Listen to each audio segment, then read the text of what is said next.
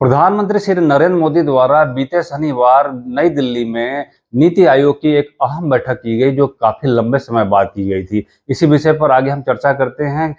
बाकी दलों की कैसी रिस्पांस रही और क्या-क्या प्रकरण सामने आया, इस विषय पर हम चर्चा करते हैं। जी हाँ दोस्तों, स्वागत और नमस्कार मेरे यूट्यूब चैनल इन्फो इंडिया में। मैं वीके वत्स। प्रधानमंत्री श्री नरेंद्र मोदी जब गुजरात के मुख्यमंत्री हुआ करते थे, तब वह बराबर जब भी केंद्र की कोई भी ऐसी बैठक होती थी जिसमें राज्य के मुख्यमंत्रियों को आना होता था, या राज्य के किसी मुख्यमंत्री के पुलिस अधीक्षक या किसी और मंत्री को आना होता था, या किसी प्रतिनिधि को आना होता था, तो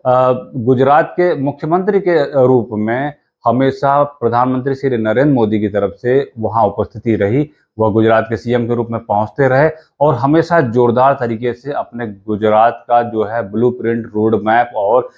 जो जितनी आवश्यकता है या जो काम है, उन विषयों पर अपनी बात दमदार तरीके से रखते रहे। लेकिन इसके विपरीत जब वो प्रधानमंत्री बने, तो जो पूरा विपक्ष है और इंडी गठबंधन है, वह आज भी राजनीतिक कुंठा और पूर्वाग्रह से ग्रसित है। उसे उसे देश का विकास समझ में नहीं आता, उसे सिर्फ राजनीति और नरेंद्र मोदी का विरोध समझ में आता है। जैसा कि पहले से पूर्वानुमान था कि इन इंडी गठबंधन के दलों के द्वारा और इनसे जुड़े अन्य दलों के द्वारा नीति आयोग की अहम बैठक का बहिष्कार होगा या इसमें उपस्थिति नहीं होगी, और वैसा ही सामने आया। जैसा कि आप जानते हैं कि नीति आयोग की जो बैठक थी वह इस अहम विषय पर थी कि 19 तो भारत में निवेश को कैसे बढ़ाना होगा, राज्यों के विकास को कैसे ध्यान देना होगा, राज्यों की आवश्यकताओं को और राज्यों के विकास पर कैसे योजनाएं बनानी होंगी। इन विषयों पर राज्यों के साथ बैठकर अहम चर्चा करनी थी, बैठक करनी थी और उनकी बातें, उनकी आवश्यकता और उनकी परिस्थितियों को सुनना था। और यह बहुत जरूरी है कि अगर राष्ट्र हित की चिंता करते हो तो इस विषय पर उपस्थिति जरूर होनी चाहिए। लेकिन विपक्षी गठबंधन की तरफ से, इंडी गठबंधन की तरफ से किसी भी दल की उपस्थिति नहीं हुई। लेकिन इससे हटकर ममता बनर्जी, जो कि इंडी गठबंधन से हमेशा दाएं बाएं चलने की कोशिश करती हैं और अभी भी राहुल गांधी को वह एलओपी यानी कि लीडर ऑफ अपोजिशन मानने को तैयार नहीं है। यानी कि जब वह एकीकृत तरीके से कुछ बात रखते हैं तो उससे ये हट के चलती हैं। और इसी तरीके से नीति आयोग की बैठक में भी वह दोनों संकेत देने की कोशिश की कि पहली बात तो राहुल गांधी और इंडी गठबंधन के बताए रास्ते पर नहीं चलना है, और दूसरा चलना करना वही है जो वो कर रहे हैं, यानी कि कहीं ना कहीं बहिष्कार, विरोध और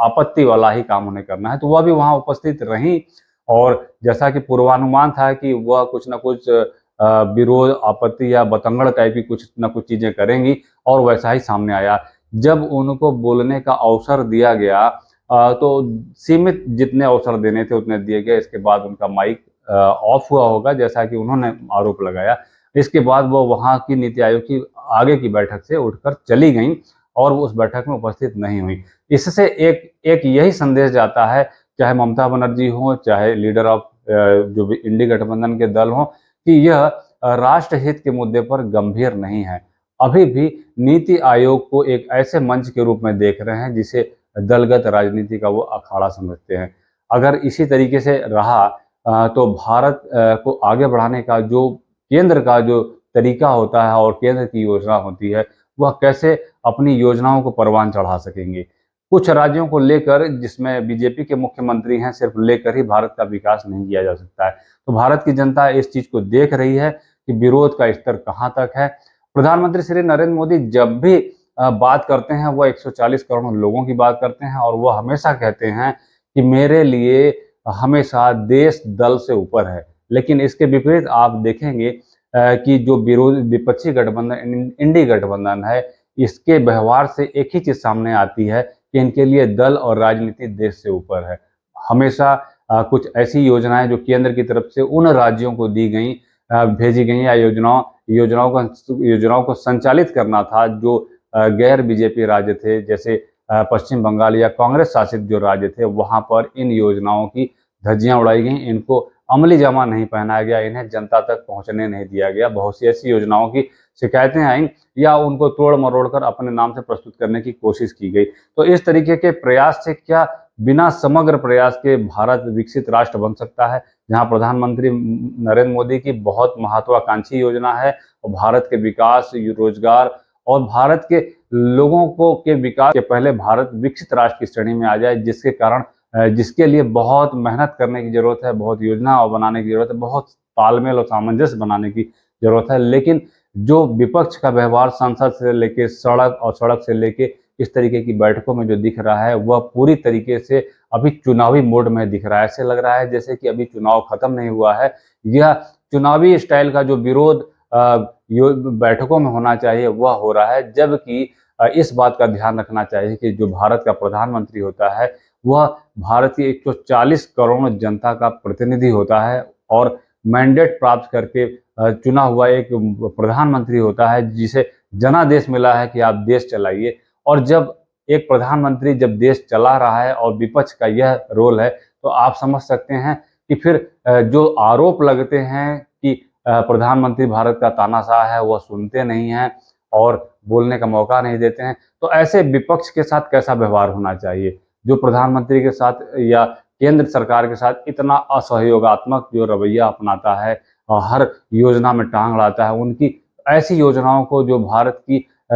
गरीब युवा, महिला और बेरोजगार लोगों की जो आवश्यकता है, जो उनको आगे बढ़ा के ले जा सकती है, ऐसी सभी योजनाओं का विपक्ष उपहास उड़ाता है, जिसमें खासकर राहुल गांधी और उत्तर प्रदेश के कुछ विरोधी विपक्षी दल हैं, जो इस तरीके की प्रधानमंत्री की महत्वाकांक्षी और एक साहसिक योजना का जो जिस तरीके से वह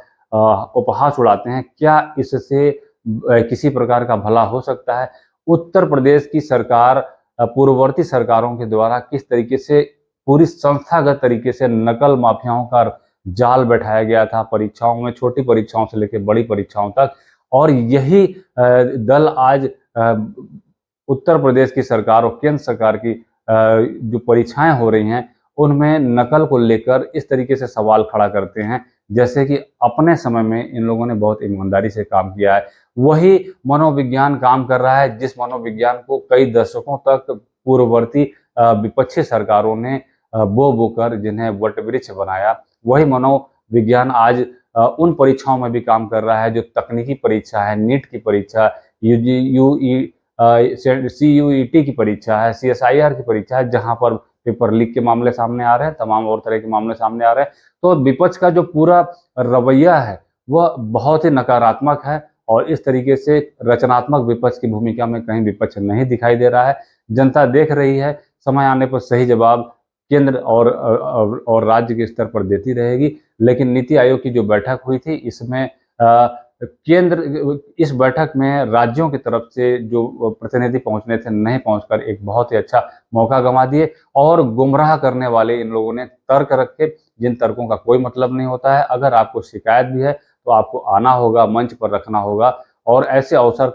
का प्रयोग करना होगा, जैसे प्रधानमंत्री श्री नरेंद्र मोदी अपने मुख्यमंत्री काल में करते रहे हैं। तो यह सब कुछ जो प्रकरण सामने आया, यह बहुत ही निराशाजनक है और चिंता का विषय है कि एक जिम्मेदार विपक्ष को इतने बड़े देश भारत की आवश्यकता को पूरा करने के लिए और जनादेश से चुनी हुई सरकार के योजनाओं में भागीदारी करने के लिए, उसकी जो भारत की चिंता है, उस वो जो देश की चिंता है, उसमें भागीदारी करने से जो पीछे रह रही है, बहुत ही निराशाजनक है। इससे समझ में आता है कि विपक्ष की राजनीति पूरी तरीके से दल आगे, देश पीछे है, विरोध पहले, देश पीछे है। और इसीलिए कहा जाता है कि विपक्ष की जो पूरी राजनीति है वह देश विरोधी है और कहीं ना कहीं देश विरोधी राजनीति देश के दुश्मनों के साथ खड़ी होते हुए दिखाई देती है और यह बहुत चिंता का विषय है। तो यह कुछ बातें थी या कुछ अपडेट थे जो कि पिछली नीति आयोग से संबंधित थी और संसद से निकलकर जो व्यवहार सामने आ रहा है उससे संबंधित कुछ ये विश्लेषण था। फिर आते हैं कुछ ऐसी चर्चा और विश्लेषण के साथ, तब तक के लिए धन्यवाद, नमस्कार, वंदे मातरम।